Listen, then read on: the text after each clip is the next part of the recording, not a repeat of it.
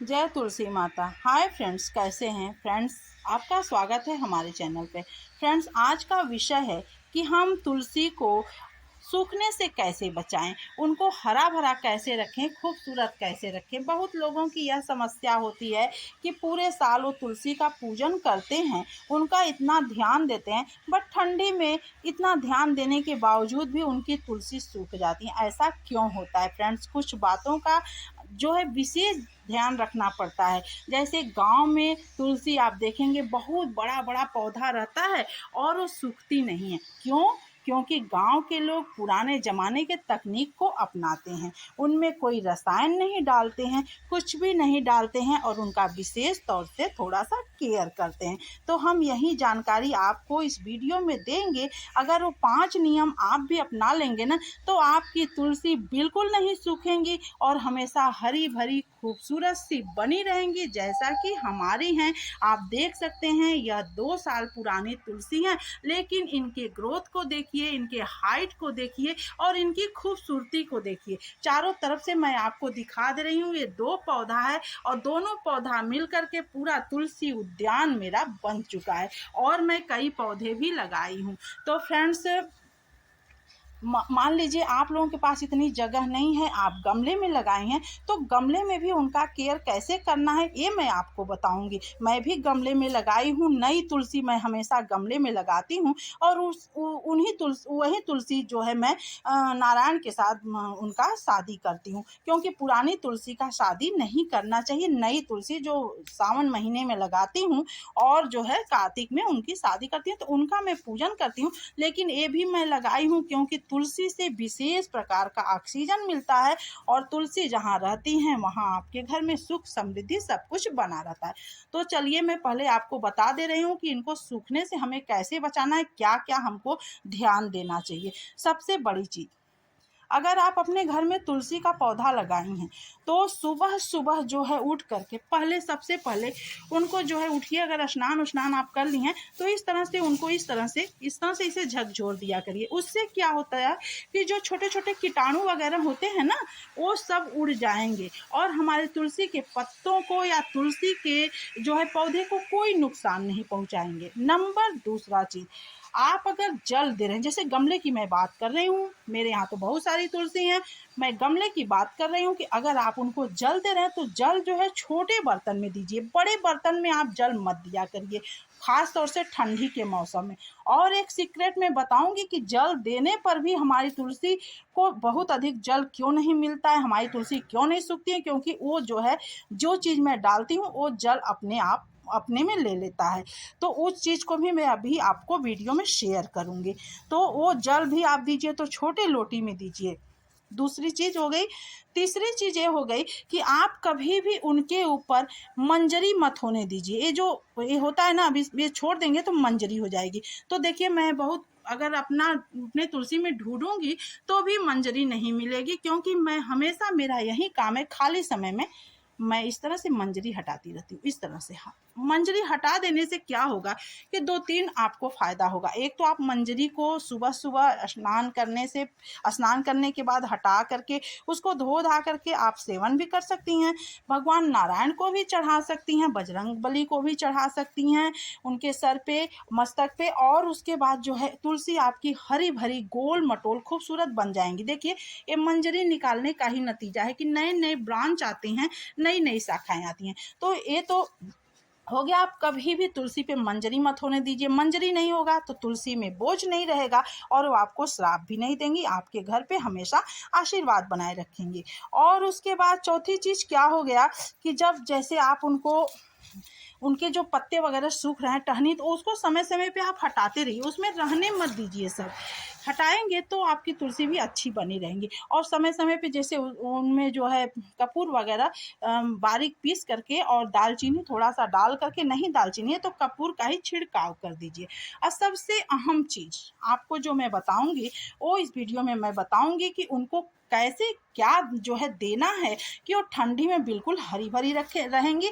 तो चलिए फिर हम जो है उनको वो चीज़ के लिए उनको तैयार कर लेते हैं। तो देखिए, ये उनका जड़ है, 2 तुलसी हैं और मैं पहले से दे चुकी हूँ। और ये वीडियो आप लोगों को दिखाने के लिए इनको मैं अभी ठंडी के लिए तैयार नहीं की हूँ, तो मैं करूँगी। तो पहले मैं इनकी मिट्टी को जो है इस तरह से ढीला कर ले रही हूँ। मिट्टी ढीला करने के बाद तो देखिए फ्रेंड्स, मिट्टी जो है हम ढीला कर चुके हैं, अच्छे से इसकी कोड़ाई कर दिए हैं अच्छे से, हल्का हल्का, कि रूट वूट ना कटे। और थोड़ा बहुत कट भी जाएगा तो कोई फर्क नहीं पड़ता है। तुलसी बहुत ही ज़्यादा रूट जो है छोड़ती हैं गमले में। तो इस तरह से आप मिट्टी को ढीला कर लेने के बाद, और ये काम आपको कब करना है, नवंबर में करना है। नवंबर मतलब सेकेंड वीक के बाद आप इस काम को जरूर करिए। तब दिसंबर और जनवरी में जो पाला पड़ता है ना, तो आपकी तुलसी बिल्कुल आपके ठंडी के लिए तैयार रहेंगी, उनको कोई भी ठंडी का असर नहीं रहेगा। देखिए हमारी तुलसी नीचे से कितनी हरी भरी है, एक भी टहनी नहीं सूखती है, क्योंकि मैं विशेष ध्यान देती हूँ। तो देखिए अब हम जो ये दिखाए हैं, ये क्या है, ये लकड़ी है, ये आम की लकड़ी है। तो ये आम की लकड़ी को, क्योंकि इनको साफ सुथरा करना चीज़ देना है, तो देखिए हम इसको जला करके इसका हम राख बना चुके हैं। और ये राख गाँव में ना लोग राख तुलसी में डालते हैं, साफ सुथरा राख डालते हैं। और एक चीज और हम आपको सीक्रेट बताएंगे कि जैसे मान लीजिए आपके पास राख नहीं, तो आपके घर में पूजन बहुत होता होगा, पूजा पाठ होता होगा, हवन होता होगा, तो जो हवन की राख होती है ना, उसको आप फेंका न किया करें, वो तुलसी के लिए अपने बचा कर रखा करें। और 2-3 महीने में एक बार 2 मुट्ठी डाल दिया करें उनमें, तो वो आपकी तुलसी के लिए रामबाण रहेगा। जानते हैं क्यों? क्योंकि आम की लकड़ी का रहता है, चंदन की लकड़ी का रहता है, और दसांग वगैरह रहता है, तो बहुत ही बढ़िया तुलसी के लिए रहता है। और दूसरी चीज साफ सुथरा रहता है। तो देखिए हमारे पास हम पहले डाले थे, इस समय नहीं था, तो इस लकड़ी को हम जो है, कोई भी लकड़ी, आप लकड़ी गाय का उपला भी एक आध ठो ले करके जला के राख तैयार कर लीजिए। ये साफ सुथरा राख, ठीक है। और ज्यादातर हो सके तो लकड़ी का राख लीजिए, ये बहुत गर्माहट देता है और इसमें कार्बनिक पदार्थ बहुत अच्छा होता है, कैल्शियम भी होता है, तो तुलसी के लिए बहुत अच्छा होता है। और 1 चम्मच ये साफ सुथरा हल्दी ले लीजिए, ये इसी में मिला दीजिए, ठीक है। इसको मिलाने के बाद अब क्या करना है आपको, अगर आपके पास हो तो 1 चम्मच यह एप्सम साल्ट, ज़्यादा नहीं, 1 चम्मच डाल दीजिए, इससे इसी में मिला दीजिए, कुछ करना नहीं, अलग से नहीं डालना, इसी में मिला दीजिए 1 चम्मच। और अगर थोड़ा सा 1 मुट्ठी नीम की खली भी मिला देंगे तो बहुत अच्छा रहेगा। ठंडी में नीम की खली हर पौधों को देना चाहिए। उससे क्या होता है कि इसमें एंटी फंगल होता है, कीटाणु भी नहीं आएंगे और कोई भी समस्या नहीं आएगी। और ठंडी में तुलसी को बहुत ही अच्छा जो है ठंडी लगने से बचाएगा। और सबसे अधिक चीज ये राख बचाएगी। राख फ्रेंड्स, इसे डालना बहुत इंपॉर्टेंट होता है, साफ सुथरा लकड़ी का राख। और एक आग उपला जला लीजिए, वो भी गाय के उसका, तो साफ, क्योंकि अगर ये तुलसी जो है सफाई से अगर आप रखेंगे तो आपकी तुलसी कभी भी नहीं जो है सूखेंगी। क्योंकि जो है तुलसी लोगों की सूख जाती हैं, रसायन वगैरह डालते हैं, ऐसा मत डाला करिए कुछ भी। अब हम ये सारी चीज़ों को, इसमें कुछ भी नुकसान करने वाला नहीं, जड़ के पास भी चला जा रहा है ना, तो कोई दिक्कत नहीं है। इस तरह से हम तुलसी के जो है जड़ में इस चीज को डाल देंगे। और अब देखिए इसमें क्या है, न कोई कीटाणु जाएंगे न कुछ, और एंटी फंगल। अगर आप 1 लोटी जल भी देते हैं ना, तो ये क्या करेगा, राख एक ऐसी चीज है जो अपने में जल को ले लेगा और ये तुलसी के जड़ को ज्यादा नहीं जाएगा। आप लोगों की तुलसी क्यों सूखती है? क्योंकि जल जो है आप लोग जल अधिक दे देते हैं। जैसे परिवार में कई सदस्य हैं तो 2-4 लोटी जल चला जाता है, तो ज्यादा पानी तुलसी को नुकसान करता है। तो ज्यादा पानी भी नहीं देना है। और उसके बाद इस राख, अगर मान लीजिए 1-2 लोटी जा भी रहा है, तो ये राख से कोई दिक्कत नहीं होगा। तो आप पूरे जो है गमले में, आप 2 इंच गमला खुदाई करके पूरे गमले में, या हो सके तो ऊपर की मिट्टी निकाल करके इस तरह से करके आप डाल दीजिए। डालने के बाद अब जो है इनको जो है इस तरह से मिट्टी से ढक दीजिए। इस तरह से एक बार आप ट्राई जरूर करिए, इस तरह से ट्राई करिए। उसके बाद देखिए आपकी तुलसी कैसे बची रहती हैं ठंडी में, और तब आपको विश्वास होगा हमारी बातों पर। अभी मैं एक सीक्रेट और बताऊंगी, तो वीडियो पे बने रहिएगा। देखिए इस तरह से ये हो गई तैयार ठंडी के लिए, नवंबर में करना है। और जनवरी दिसंबर को जो घनघोर ठंडी जब पड़ती है, पाला पड़ता है, जिसको पाला बोलते हैं, जो सफ़ेद सफ़ेद गिरता है, वही हमारी तुलसी को नुकसान करता है। अब ये हल्की सिंचाई कर दिए। अब आपको पानी तभी देना है जब पानी आपको सूखा समझ में, और लोटी, बहुत छोटी लोटी से आप इनको जल दीजिए अगर आप के यहाँ एक ही तुलसी है तो उसके बाद अब क्या करना है इसको।